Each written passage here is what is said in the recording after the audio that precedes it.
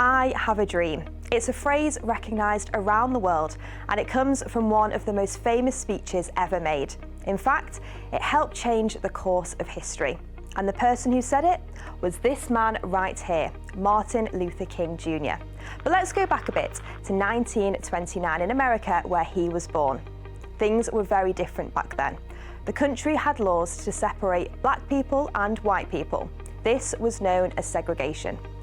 Black people would have separate schools, would be made to sit in different sections of the bus, and weren't even allowed to use the same toilets. I could not use the swimming pool, so that for a long time I could not go in swimming. Martin Luther King wanted to change this, so at the age of 15 he became a church leader and started organising non-violent marches to protest for racial equality.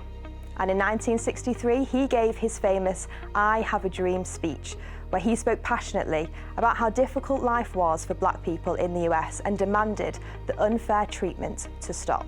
His speech went down in history, inspired millions of people, and helped to bring about the 1964 Civil Rights Act, which ended segregation in public spaces. But there were lots of people who wanted things to stay as they were and didn't like Martin Luther King for trying to change them.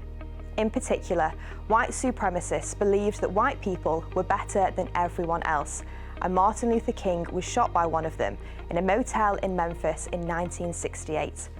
Lots of people across the country were heartbroken, and a national holiday was created to remember him and his legacy. He remains the only African American to have a national holiday in the US to this day.